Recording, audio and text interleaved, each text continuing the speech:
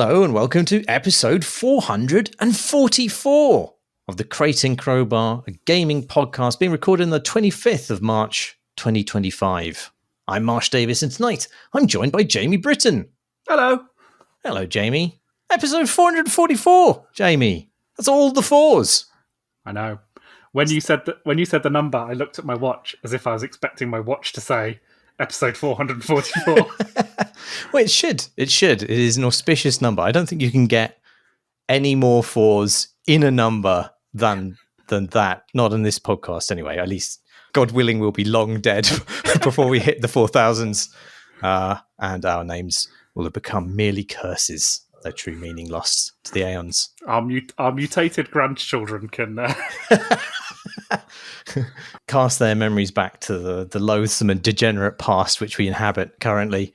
I really hope there's not some future simulated civilization entirely based upon my own clones that goes back and revisits versions of my memories, because they're going to be really, really disappointed. I don't know. I mean, maybe they'll look back and marvel at all the cool and fun games that we played. 3 of which we're going to talk about today. Namely, see what a great segue that was. That was a masterclass of segueing. Namely, 1,000 times resist, type help, and pathologic 3 : quarantine. Not spelt out : quarantine. It's just the symbol. Anyway, let's actually start with pathologic 3, because I actually don't know if it's fun and cool. You'll have to tell me. I was only able to play about 20 minutes of it before the podcast, and honestly, I found it almost as totally alienating as any game I've ever played. Yeah, absolutely. It's one of those games where you say that, and I'm just like, yeah. I mean, like, I finished it, and it's one of those things where, like, well, now, that was a harrowing ordeal. I can't wait for the game to come out. So yeah, Pathologic, for the uninitiated, is the first one came out in 2005. A very weird, very strange, very upsetting game that I think at the time was mostly ignored for being like far too strange and unholy to be really even considered or acknowledged. And then they did a kind of HD remaster of that in 2015, followed by Pathologic 2 a few years later, 2019. Those first 3 are all basically various versions of the same game and the same story, which is about a horrible town somewhere on the steppe of Russia, ? It's never really clear where you are in the world. And it basically revolves around the events surrounding a plague which descends upon this town and the fate of what happens. It's one of those games, the original at least, is one of those games that you're probably more likely to have experienced like by proxy. So, for example, Pathologic HD, I experienced by listening to a very good episode of Watch Out for Fireballs where they did their standard recap thing on it. And that was a really good way of experiencing that game, because the game itself is aggressively, almost unplayably horrible and mean and stressful. So I've definitely not played Pathologic HD, because it is a game that you are essentially walking at a very slow speed around a very, very, very horrible town with lots of people coming out and doing confusing things to you. It's one of those games where stuff can happen, and if you're not there to see it, you just never see it. And that is just content that's never going to be for you. You're constantly starving to death or about to die of exhaustion or mania. And there's various kind of horrible demons and visions and stuff like that that's kind of occurring. The original game had 3 separate characters, 3 separate paths that you could take through the game, all different characters. And you had to play as all of them to kind of get the full story, which takes place over a few days, kind of going day by day. And each day you have a kind of time as a resource that needs to be managed in terms of what you do and where you go and how you kind of unravel the secrets of this town. I think the thing that's kind of always been the most exciting thing about it is how unusual it is. There's nothing like it really at all. It's completely out on its own. They make a virtue out of the fact that it's written in a different language and then translated. Everyone speaks in these weird kind of, they're a little bit like the prose of Kafka in that it's sort of roundabout and circumspect whilst also being sort of meticulous and unholy as well. And there's these like gigantic structures that kind of rise out of the mist. There's like weird children running around the streets offering you drugs. It's very strange. So they did that first game HD, and then they did Pathologic 2 a few years ago, which is much more playable, still really horrible. And much later after release, they released a bunch of difficulty modes and sliders that you could actually use to make the game actually playable for most people. Although now I booted it up earlier today, and it's like, you try and play on easy mode. It's like, are you really sure you want to play on the easy mode? Because it's not the way the game is supposed to be played. I mean, and they're really trying very hard to not make you feel bad about playing on easy mode.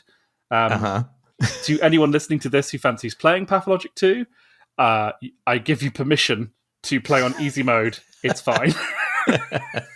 You're not missing really anything. But it does have a prompt that say this game is supposed to be almost unbearable, which you kind of have to respect them for. So that game came out a few years ago.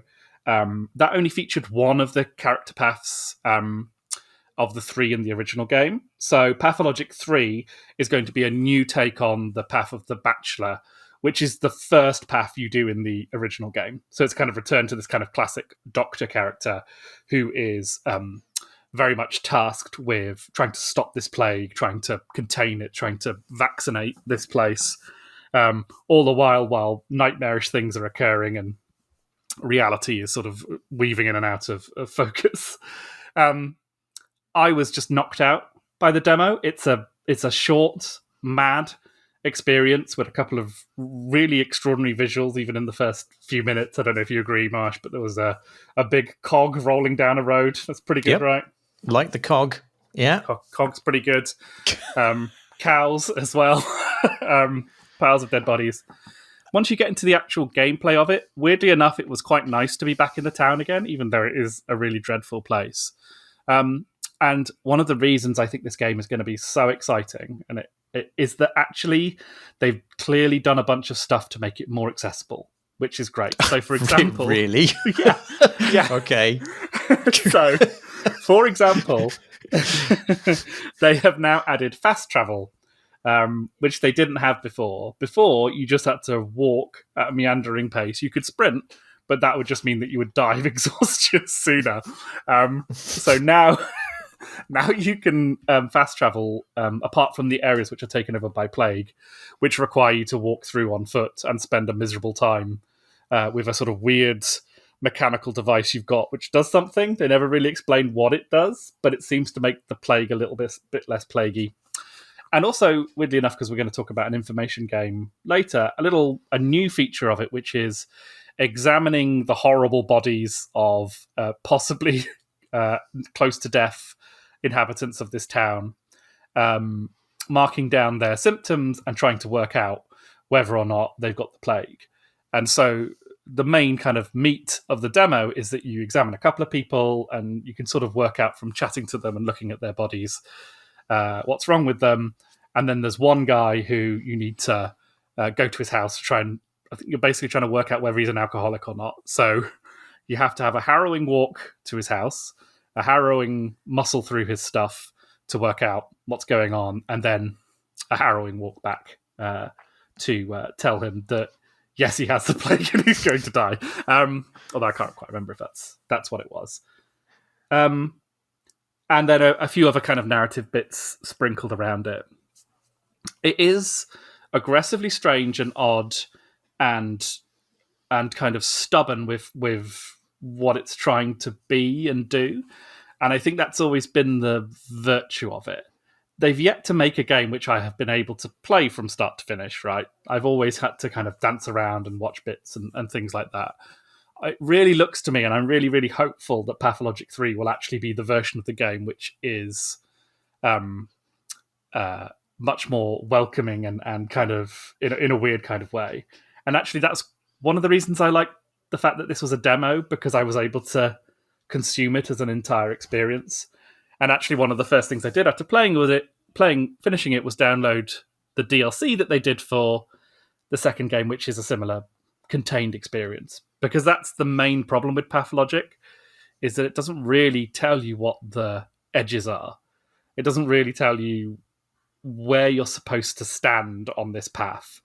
It just wants you to kind of walk into the fog and experience what happens to you. But it's really, really hard to break your programming with that when you just feel like you've actually accidentally clipped through a bit of the geometry in Half-Life and are just Yeah. and are just in, behind the scenes and not in a good Portal way, So yeah, that was my experience. I was completely hyped by it because it was just like, this is like nothing else on earth, and I think they might finally being able to deliver it in a way which is they're actually able to tell the story and have people listen and not challenge them to fuck off and stop playing their game. What have they expressed a reason why they are returning to the same story over and over and over again? Yeah, it's an interesting one. Pathologic 2 was kickstarted, I think. And I think part of that campaign was to do all 3 character paths. And because they only managed one, the development was troubled because various reasons. And they're in Russia. And, I think one of the lead designers turned out to be a horrible monster. And they've now dealt with him and fired him. So they're kind of onwards and upwards now. But yeah, I think they wanted to honor the aspects of the Kickstarter campaign, but instead of doing like DLC with each of the characters, they're going to do a full-blown game. I think the reason it's something that they keep returning to is that as a setting, it is just so unbelievably dense and deep and rich. Funnily enough, it kind of compares to the game we're going to talk about next, where there's so much thinking that's been done about the rules of this world. And I think the next game actually does a really good job of resolving those rules and turning them into, a world that kind of has a genuine point to make and a thing to say. That's almost kind of what it is. Whereas this game is much more... it's equally as rich and dense, but it's much more concerned with things kind of drifting in and out of each other and things being uncertain and unfixed. And so the space of this town and what it represents and all of these kind of forces that are at play is just really divisible. There's so much you can do in it once you've got your hands on kind of what it actually is that it's doing, which is not something I can explain because it really is sort of a vibe. Right. That kind of feels sort of something in, Tarkovsky, something in David Lynch, something in Kafka. It's just got a real unique flavor to it. That's just, if I was them, I would keep returning to it. I think because I think once it's up and running, there's a hell of a lot of stuff you can do with it. Oh wow. Okay. Well, I will go back to it then and play more than the first 20 minutes. I think I just didn't have time to play anymore, so that's the reason I stopped after 20 minutes. But it didn't establish the level of trust that I would like in a game, because it's quite a baffling opening. You're asked to choose dialogue options, but all of the dialogue options are not only like quite long, like over a paragraph, but they're also referring to things that you, the player, don't know about. So you're presented with these like 5 paragraph long things which refer to stuff you don't know. I'm like, why am I being asked to make the choice between this stuff? So I find that quite confusing. And then to go from that to a sequence where you set fire to spectral cows, I was just like, okay, I think I need Jamie to hold my hand. Yeah, I mean, it's funny because again, when you talk to people, you'll get a sudden kind of close up of their face, and you're kind of in the dialogue screen, and then they all say a line, which isn't the line that's saying on the screen. Yeah, it's like a catchphrase or a sort of catch of a song or something like that. I did, in general, quite like the way that the writing was presented. So I did like I like the cutaways to individual characters' faces. That particular choice where they say something that isn't transcribed is it's confusing because I didn't understand what they said. So I could have done with captions, but also in the environment when you can press a button to see the things which are important, and it sort of highlights things within the environment, and you get a kind of little word cloud floating around those items, which I thought they were very evocative. I thought it was a really good way of presenting insight, but without kind of totally fixing or identifying those things. Yeah. And I don't know if you noticed, but they did a thing where during the conversation, they will flip the perspective. So you become the person that you were talking to, and you're now asking the character you're playing the questions from a different perspective. It doesn't explain that very well, but I don't think I understood. It does do that. And yeah, it's funny because I think you could probably appreciate that once you kind of get in the right headspace for that stuff can start feeling really evocative and good. And like when you take your first trip through a toxic area of the town, so for example, when I did it, I'd misunderstood the dynamics around narcotics because you have to constantly manage your levels of, what is it? Mania and despair, I think, are the two axes that you're sort of existing on. And if you're and in the game, yeah, and if you bottom out on despair, is it despair? It might be ennui. I'm not sure. Your character just pulls out his revolver and shoots himself in the head, and you get a game over. I don't know what happens if you max out your mania, but on my first trip through the toxic zone, there's all this shit going on because there's people running at you and shouting at you, and the mad sound and the kind of haunted David Lynch jazz music that's playing. But also, like, my character, it turns out, was completely off his tits on tobacco and amphetamines.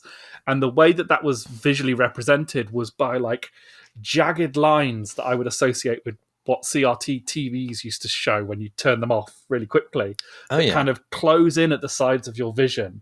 And all of these effects going on screen. And it's just like, it's really stressful and upsetting. And it's because they're coming closer and closer. And you're just trying to scrounge in bins to find some tobacco to smoke to kind of give you some pep or whatever. But it's just like, this is so confusing and horrible and abstract. And I kind of love it because I did die a couple of times doing this. It just sticks you back outside the front door and you have to try again. So it's not that punishing, really. But yeah, it's just, this is fucking crazy. What's going on? And it's just hard to dislike that, I think. I like that at this fraught moment of history, you've chosen to find refuge in one of the most hateful fictions ever created. Well, again, I'm like that movie Melancholia, where it's just like, this is how it is to me all the time. So, you're always just despair maxing. Absolutely. Wherever you can. I'm just like, oh, you see it too. Great. So yeah, Pathologic 3, Explorer. No, not Explorer. Colon quarantine. Quarantine. Got to quarantine those colons wherever you can. I mean, again, it's, people who are listening who have played Pathologic would know that literal colon exploration is not the kind of thing that these games are above in the slightest. And actually the bodily stuff, because you kind of, there's this emerging metaphor that the town itself is a body that's being kind of infected, and quite how literal they get with that, whilst at the same time getting incredibly abstract is really something. There is I won't keep going on about it, but there is a big kind of I haven't got my like play mags in here. I've got these things called play mags that the kids play with, which are these little plastic kind of squares and cubes that you can build kind of towers with and blocks and stuff like that. They snap together in a really satisfying way. And there's like a horrible Lovecraftian tower in the center of this town, which is clearly impossibly proportioned. Like there's no way it could actually exist. And it looks like a bunch of play mags snapped together. And that is where the children live. Oh, God. And it's just so scary and awful, yeah. And yeah, it's called the Haruspex. Yeah, it's good. There's also naked ladies that come and talk to you in a forgotten language sometimes. So. Play it. If I must. It sounds like I must, though, so I will. Good. What have you been playing, Marsh? I've been playing 1,000 times Resist, if that is indeed the way you pronounce the name. It is the numerals 1,000, then an X, and then Resist, all as one word.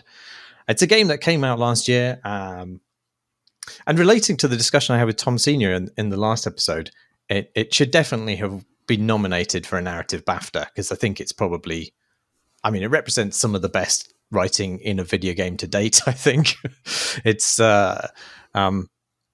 really powerful, profound, and although it's not just about one thing, there's this deep discussion of the nature of resistance to authoritarianism in there, which, you know, and it talks about the compromises that you need to make and the difficult alliances you need to build and the parts of your own nature that you need to sacrifice or compromise.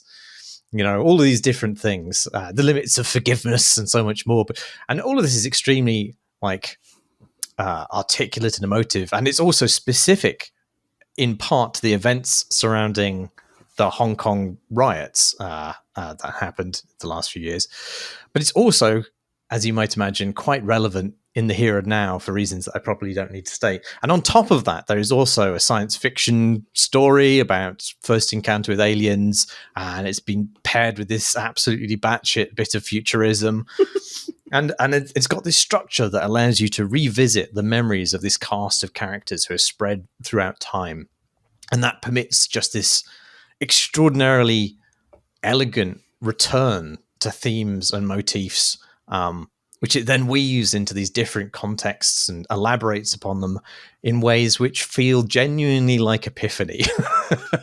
So I know I'm totally spooging on it, but it's one of my favorite games of all time, and it has become unexpectedly, I would say, because but much like Pathologic, actually, none of that was obvious to me in the first few minutes of the game, which opens with these two anime cyber elites in these massive heels animating awkwardly while they spout awful poetry at each other.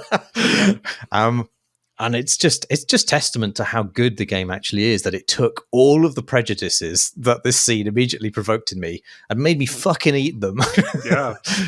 It's an excellent weapon of destruction, again, if you happen to be a geriatric millennial who struggles somewhat with some of the sort of video game adjacent things, like anime or the fetishization of young adult literature, or, you know, teenagers who've got to save the world, or any buxom, brightly coloured characters or titles that don't make sense, and really shoves them down your throat and makes you eat your words like so hard. It's like very, very impressive in just how considerable the own is on that front. I know, yeah, I feel properly schooled. I've been completely admonished by this game. Yeah, you see the key art and you see the title, you're like, do me a fucking favour. I know. I played the first 5 minutes with just the most contemptuous smug sneer on my face. Yeah, and yes, I will never sneer at. I will. That's a total lie. I will sneer plenty more in my future, but I was chastened. I'm not sure I want to describe the story at all, really, because I think the way it sort of fills in the world and your circumstances is one of the things that's really exciting about the game, because the way that it quite non-linearly pieces out the information about your circumstances and who you are is actually quite exciting. And I think, I can say that it reaches into the past and into the future. And the very first scene, I don't think it's a spoiler to say that you are the player character is in confrontation with a character called Allmother, who you then shank rather unpleasantly, and then the game very circuitously but cleverly sort of sketches all of the events that lead up to that a moment across an absolute enormity of time, and it often returns to time periods again and again to fill in little extra scenes and details that expand or completely flip your previous understanding of characters and their motivations, or it goes back further into history to show to what led up to their perspective in that moment. And I don't think it's too spoilery to pick out like a couple of things from that. So we witness a family choosing to leave Hong Kong after the government crushes the democratic protests there. And we see them again in Canada dealing with the arrival of this lethal pandemic and also aliens who turn up in the form of these giant glowing headless humanoids of unintelligible intent.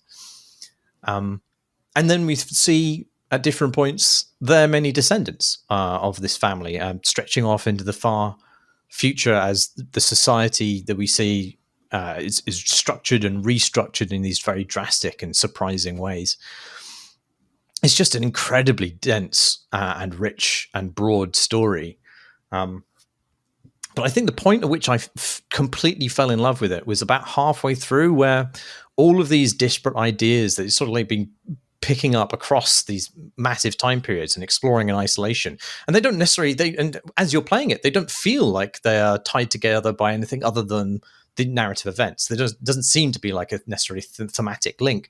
But then like kind of like a crux, they're just masterfully redeployed as metaphors that perfectly unlock your understanding of a certain situation at a climactic moment. I don't think I've ever seen anything as clever like that in a long time in games, at least. And unbelievably, it just gets better from that point onwards. And yeah, by the end of the game, I was not only choking back my sneers, but choking back tears, Jamie.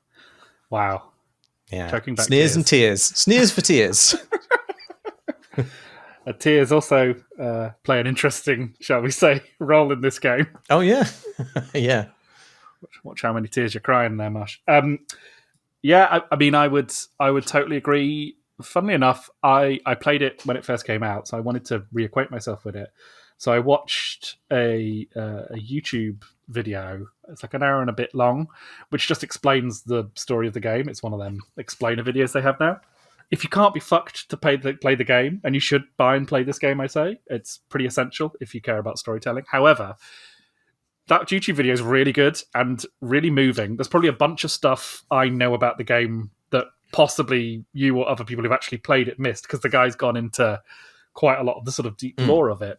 But actually, it's a really well-told version of the story, which kind of unpacks all of the different eras and moments that it takes place in.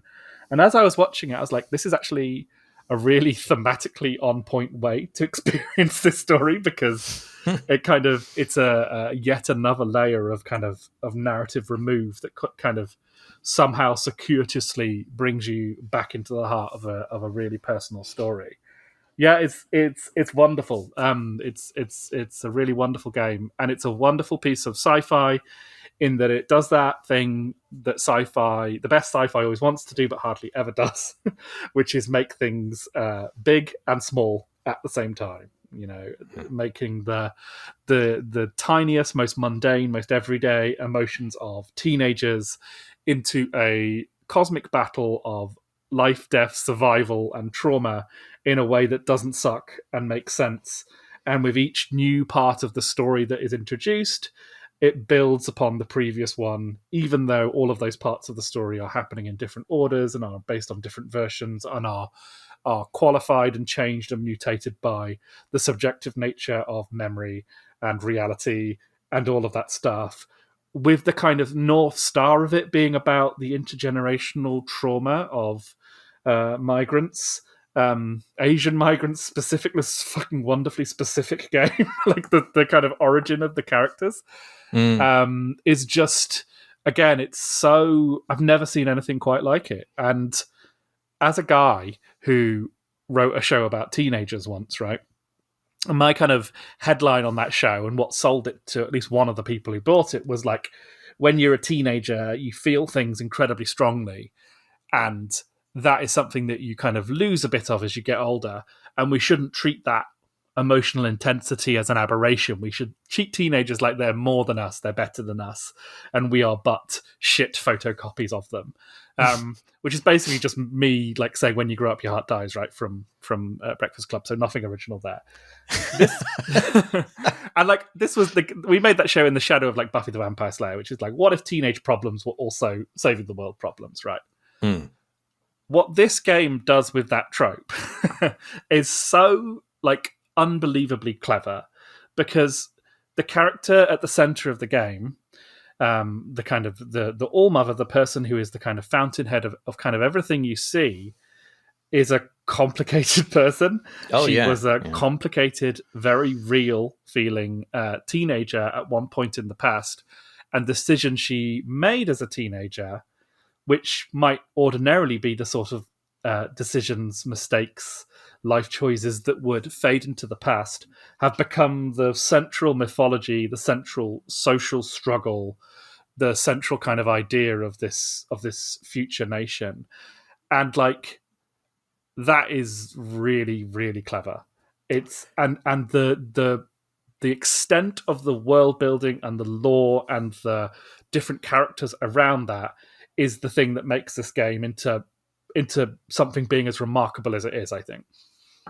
Yeah, I mean, it doesn't purely valorize teenagers either. Like, I mean, that's what I mean. It's a complete antithesis to that notion. It's like this is a point in time that you can give significance to, but almost like beware the person you are at this point, you know, because right. You are just the latest extension of something that's been going on for generations. You know, that intergenerational trauma isn't just a thing that is projected into the deep future of your adulthood. It's something that acts upon you and in you from the moment you're born, you know.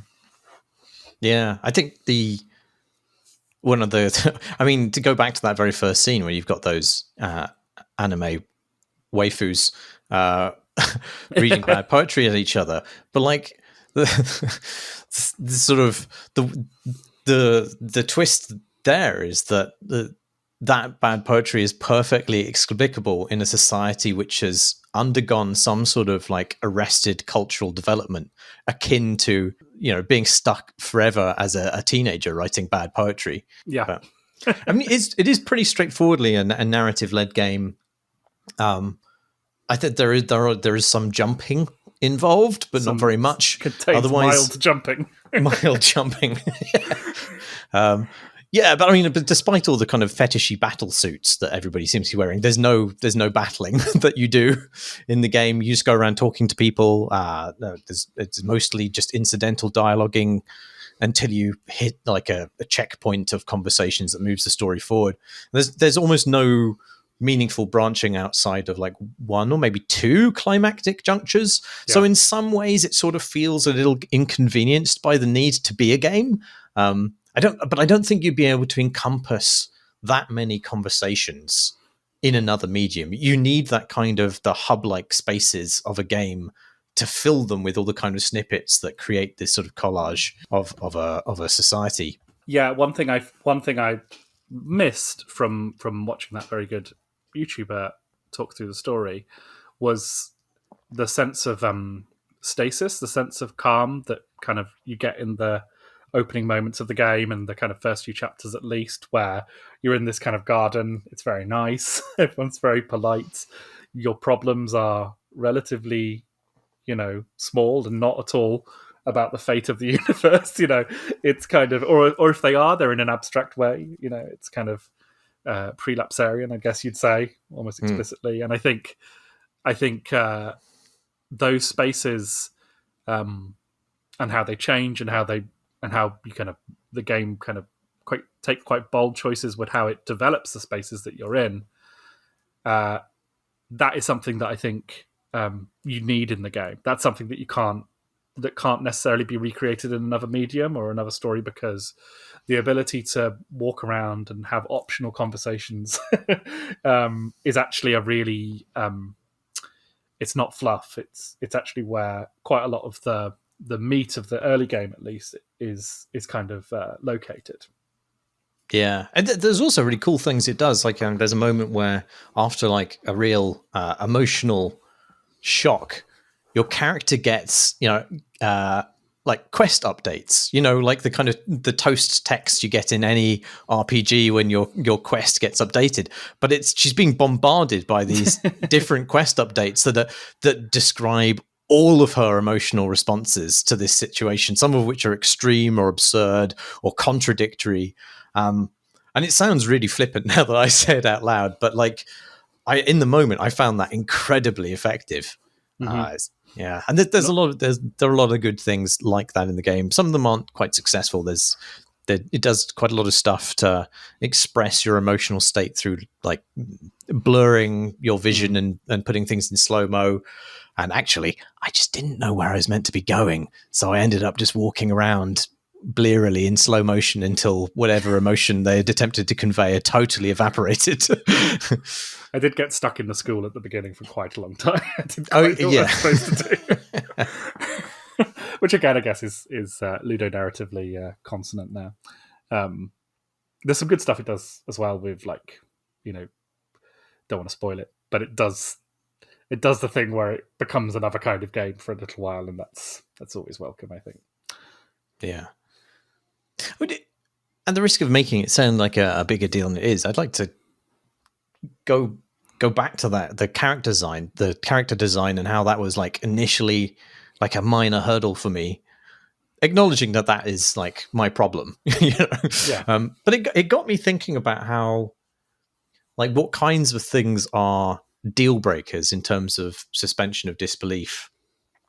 And I was comparing this because there was Tom Senior mentioned that he'd been playing Kingdom Come Deliverance recently, and obviously that has been overwhelmed with a completely pointless and awful controversy about realism in games. And you've got those capital G gamers who don't want black people or women in their pseudo medieval fantasy games because their threshold for believable reality incorporates patriarchal or racist structures that have been duplicated throughout human history, but like they have a carve out for dragons. And this, I mean, obviously that reveals like an ignorance of history aspect, and in a lot of cases it's because people have fully bought into those racist and patriarchal structures.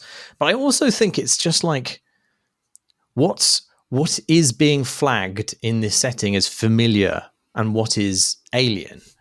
And so these guys, they are all guys, come to these fantasy settings with these like preconceived notions of what a medieval society was, like rightly or wrongly, and mostly wrongly. But the setting which sort of reflects that expectation is saying, hey, it's okay, you recognize this part, you understand the rules, we don't need to explain it to you, we don't need to explain how people behave. And over here are dragons, that part we have to explain. And like that delineation is so clear to people, it's not threatening. But when you have a setting which is like, oh, the humans don't behave like you expect, suddenly that clear delineation of what you expect to know and expect not to know is disrupted in a way which is terrifying to these people. I kind of understand that there's that knee-jerk response of I don't like this because you're intimidated by the way that the boundary between the explicable and the inexplicable has shifted. But to make it relevant to 1,000 times resist, like part of my brain rationalizes my dislike of the character designs because they don't seem to serve a credible purpose within the fiction. Like none of these characters need to be wearing this extremely impractical looking sort of fetishy gear evoking costumes, even when they're like chilling in private. That doesn't make sense. But it's not a problem because I hate the designs. It's a problem because I don't instinctively know what parts of this science fiction signify then and what don't. Do you know what I mean? No. Your face says no. I'll give you a different example. So like there's which takes out all the gender implications. So like in one of the early scenes, there's a giant talking pigeon. Yes, I'd forgotten about that pigeon until when I was talking about the getting lost in the school.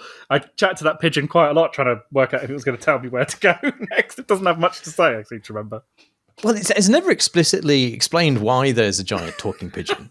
No. And the game isn't like generally wacky or throwaway. No. And so I was sort of off put by that, because even though it's not like offensive to me that there's a giant talking pigeon, but like I didn't know what I was meant to be taking seriously at that point in the game. Like, is the game going to be introducing these concepts which it just tosses away and they don't really mean anything and they're just like fourth wall troubling gags, or is there like a coherent premise here? And all of the rest of the game is like pure coherent premise. And so that element of like trivial nonsense sort of disrupts what I was able to perceive about the world. Yeah, it's tricky, isn't it? Because if I was being cynical, I might say that that was one of the bits they made first. And they were just like, maybe the pigeon was going to be more of a big thing, or maybe their kind of intention for the game was slightly different at that point, and it was going to be more weird animal focused, and that kind of stayed in as a it's very interesting that, like, I am I think we love to be put at ease with things, right? We love to be made to feel comfortable, and we like to kind of know where we are. And I often think that, like, if a book, in particular, I often think that like this with books. There's some books you read where you read the first page and you're just like, I am finishing this book, no problem. Like, boom, I am in. And you're never wrong, right? If you read the first page of Silence of the Lambs, right, there is no way you're not finishing that book. Like, even if like serious world events are taking place outside your front door, you are finishing that book, because it establishes what it is, what it's going to do in such a way that either you stop right there or you finish it. But I also think that lots of the most transformational artistic experiences are when your initial experience or your initial impression of something is undercut in some way, like in a Thousand Times Resist. And possibly other examples as well that I can't think of straight away. But generally, I think convention and creatives trying to kind of attack and undercut convention is the way that progress is made in games. It's the way progress is made in art. Everyone plays Dark Souls for the first time and thinks this is fucking ridiculous. I'm just dying over and over again, and it's not telling me what to do, and etc., etc., etc. And almost everyone bounces off it, and you have to have some sort of priest-like mate to come up to you and say, you should keep going, my friend, because X, Y, Z. And I think, but that is, like, they, as a company, FromSoft, have been kind of pushing at that in various ways for years before they got to, Dark Souls, which was probably the most confident expression of it until that point. Even like Demon Souls before then, or the Kingsfield games that they'd made before then, or elements of Armored Core. They'd always had this idea around, challenge, and around, worlds that were lore rich, but that was something you had to kind of go looking for and understand and piece together yourself. Clearly that was an instinct they had, but so many of the games they made prior to that point were just not conducive to, not recognizable enough for people to kind of come in and sit down and kind of play along with. I mean, Pathologic is a game that if you boot up Pathologic HD, the 2015 remaster of the 2005 game, it is shouting at you to stop playing it. Like, the opening cutscene is horrible. It's awful. It's just badly animated, badly put together, badly voice captured, but there is something genuinely special in that game. And I think it is just for games to kind of, to do that is really, really hard, especially when they're like, well, maybe not. I mean, like, I think about the games that like Sam Barlow makes, or some of the more kind of walking simulator, and maybe it's actually easier for narrative games to be a little bit less, a little more adventurous in terms of how they bring us in, because there are other kind of things that we can grasp onto. Like the beginning of Immortality is a pretty actress talking to a host on a late night TV show. That's the first thing we see, and that is something, that we understand, right? We understand the dynamics of that. We understand the basic function of something like that.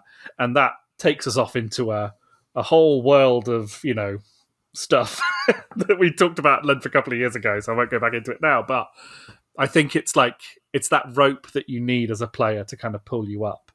And the amount of time between the game starting and you being thrown a rope is often, I think, it's really crucial, But many of Spelunky doesn't throw you a rope. You have to throw your own ropes in Spelunky. But how many people have just stopped playing that when they realised that when you die, you just go back to the start? It's like...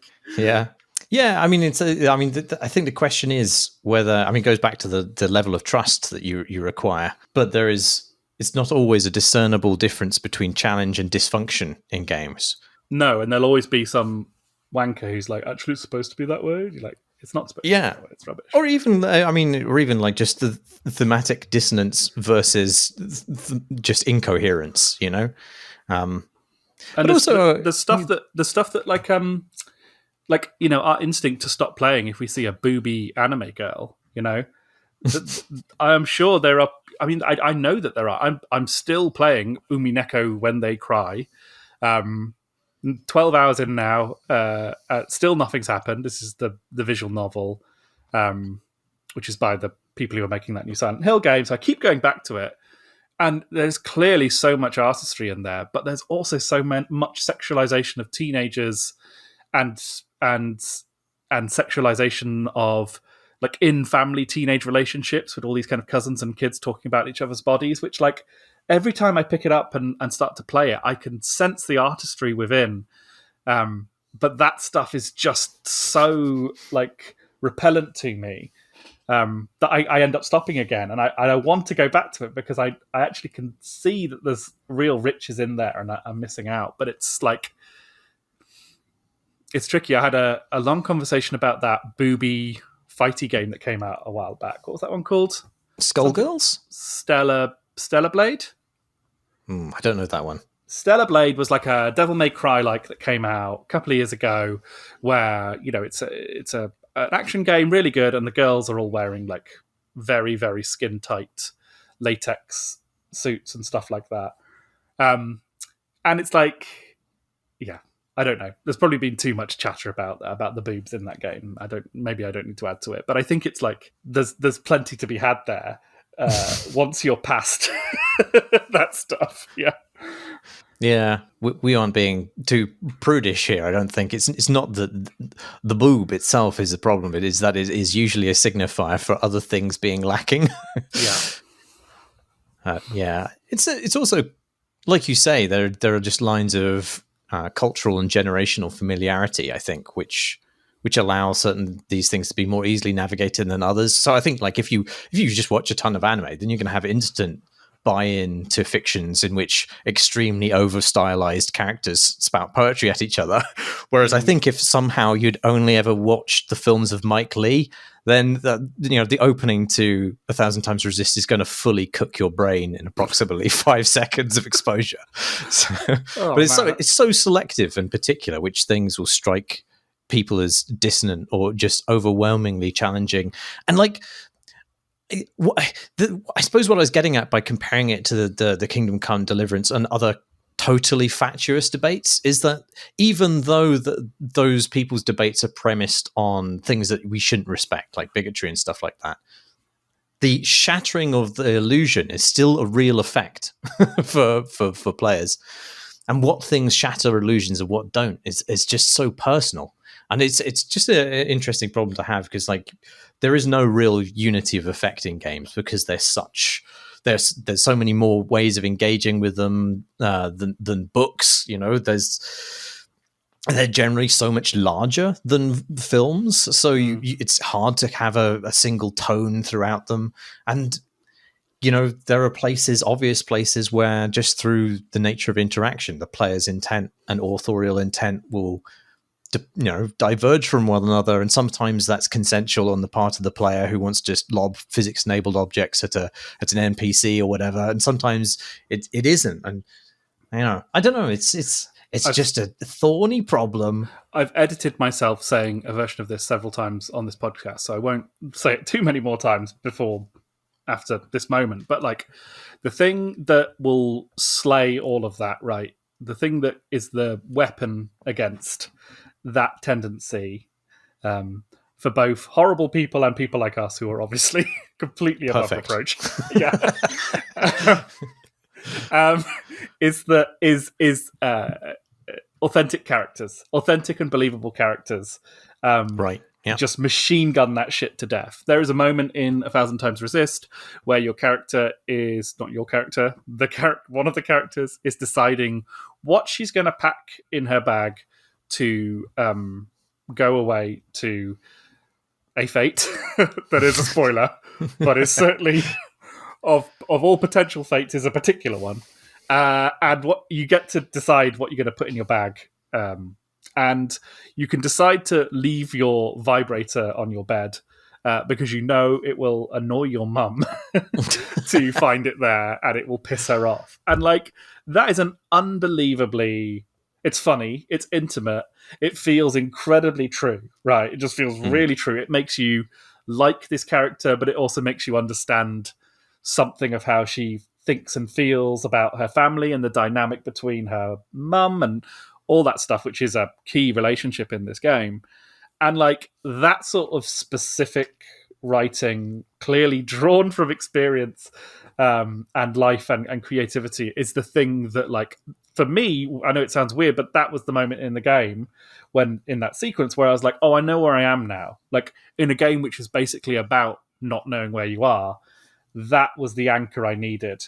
And the material like that, not just the vibrator, to kind of to show me the way through this game and just give me the trust that I needed to kind of keep going. And I think like the problem with that new Assassin's Creed game is that like I'm about to fire it up after we stop chatting tonight, but from what I hear is like some of the characters in it feel really true and good, and other ones just don't, and like that makes them vulnerable to attack. And it's like, you know, it's a tricky thing to do, but like if we want to tell stories in a diverse world from diverse places like they do in A Thousand Times Resist so wonderfully, it's like you have to do it, you have to go for it. Wise words. And the soundtrack's fucking brilliant as well. And the voice acting, all mostly one person, right? Yeah. Really good. Super stuff. Can I tell you about the last game I've been playing? Please type. Is that what it was called? No. I was going for a pun and then I just realised there wasn't one. So I was like, please. No. Please help. Yeah, please help. It's called Type Help. It's an information game in the vein of Her Story and Return of the Obra Dinn, but it's entirely text-based and it's entirely free. And it's actually probably my favorite information game ever. I know this has been an episode of superlatives, but like these two games have been a light in a dark time. I think I've really enjoyed both of these. But it's great, partly because it's spooky and genuinely troubling. It's a murder mystery story, but also the mechanics, the discovery mechanics, how you kind of unlock information and prove that information is just so neat. So like in Her Story, that discovery mechanic is that you're searching through a video archive and you can discover new clips by typing in a word that's used in the transcript of a clip. But the game has to sort of artificially limit you on the number of clips you can discover through that. Otherwise, you could just unlock the entire archive straight away. And you can still, even despite that, luck out and guess a word that takes you instantly to a clip, which sort of blows open the whole case and sort of shortcuts all the drama. But in Type Help, you are similarly searching an archive. And in this case, it's an archive of transcripts. But to access them, you need to correctly surmise the file name, which uses a consistent naming convention to combine different pertinent facts. And because of this constraint, because the pertinent facts that are assembled into this file name aren't often that guessable, at least not at first, it's much more possible for the game to control the player's access to information, to order it and to pace it, and to keep the deductions in an order which is dramatic. And on the rare occasions that you can sort of like speculatively type a file name and and get rewarded with a real file, it feels fucking brilliant rather than like a cheat. And what's more, the way the game is written and the nature of its mystery means that it's sort of nearly impossible to get a single piece of information which exposes the entire idea. Like, you really need to make inferences from a fair totality of the clips in order to figure out what's really going on. And I won't say what is going on, but the setup is that a bunch of people have died, and some recently, some a long time ago in a similar situation. And somehow you have access to the transcripts of the more historic of those two events, which seems to take place in the early 20th century, sort of like Agatha Christie era is how I would Agatha Christie times. Yes. It's at a manor. It's on a dark and stormy night. And when you get access to a file, you get a commented description of audio from the scene. And there are typically multiple scenes occurring concurrently with different people in each. So a lot of what you're doing is tracking speakers from one place to another and using what they say to figure out where they've been and where they're going next and who with. And I just, it's a great way of unlocking information, and there's fun in that. But I do like the writing as well. It's sort of, I think it goes beyond like pastiche. Although there are, there's one character who keeps on exclaiming "bloody devil," which still feels feels a little on the nose. But I actually think it's that's the thing people only say in Dracula. And I think the characters are pretty well and sensitively drawn. It loosely controls the order in which you can locate and track them, so it can do fun things to reveal their personalities. So there's one character who you initially think is rather repellent, but then like reveals herself in a very sympathetic way later on. And as the story builds to its climax, I found myself quite engaged with the tragedy of it. I was genuinely upset by the nature of the mystery for reasons that are spoilers, but there's something, to me, felt deeply horrible and cruel about it at an existential level. But I mean, in a good way, cruel in a good way. How long did it take you to play through? 2 or 3 evenings, I think. I don't know how many hours. Relatively substantive then. It's not something you bash through in a couple of hours. No, it requires a bit of thinking and a bit of time, and I needed to make a spreadsheet. And actually, I originally made a Google Doc, and then Tom Francis showed me the beautiful color-coded spreadsheet and completely sheet-shamed me. So I had to go back and build a better sheet. I definitely would not want to compare spreadsheets with Tom Francis. That sounds... Yeah. Oh, congratulations to him. He got an Excellence in Design award at the Indie Game Awards in San Francisco. Quite right. He is very well designed, and he designs good games. He's also done a review of Type Help, a video review, which he also liked. But he found that the conclusion didn't quite land for him. But I feel differently about that. I thought it sort of teases you, in that it seems to offer ways to tie things up in a neat little bow, and then sort of whips those ribbons out of your hand. But I actually quite like that. I thought there was you still get a pretty clear picture of what's happened, but it sort of resists giving you a neat set of rules, and I quite liked that unsettling ambiguity. I thought that was good. Anyway, well, maybe it's great. I'll try and have a play of it and come back and chat about it. It's very nice that it's free. Like a big old game like that being free. How nice of them to do that. Yeah, probably nice. Very nice. And it should probably win next year's BAFTA.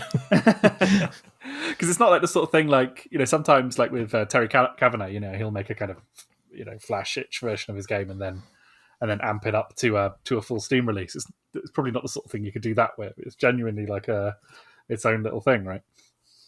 Yeah. I don't know anything about the creator of it. It doesn't seem to have...